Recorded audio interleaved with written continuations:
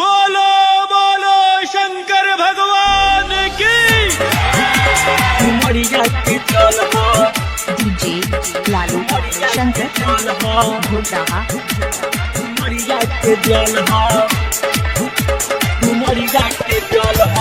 ओइनी हम बाबा हे देवघर नगर हो, देवघर नगर हो, देवघर नगर हो।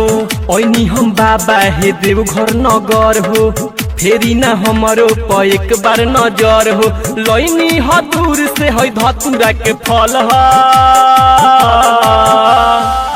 बाबा कली कबूल है डुमरिया के जल ह, डुमरिया के जल ह, डुमरिया के जल। बाबा कली कबूल है डुमरिया के जल ह,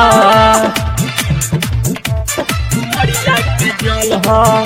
डीजे लालू शंकर घोटाहा डुमरिया के जल ह। डीजे ब्रजेश चकिया ब्रजेश चकिया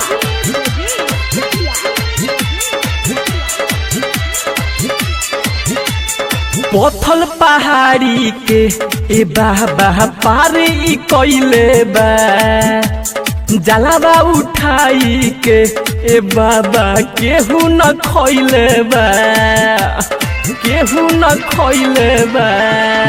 हो पथल पहाड़ी के ए बाबा पार ई कइले बा, जलावा उठाई के ए बाबा केहू न खइले बा।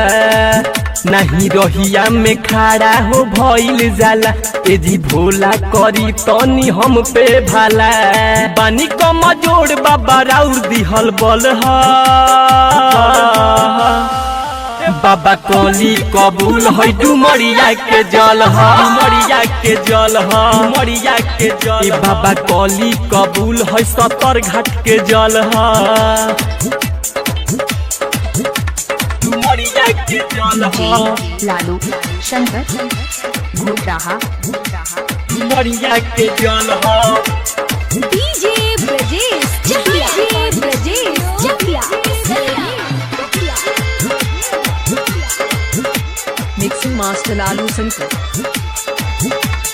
राइटर अरुण संगे कामर लेके आइल बिनैया बा, मिंटू मिसाइल प ए बाबा राउर सहैया बा, ए बाबा राउर सहैया बा।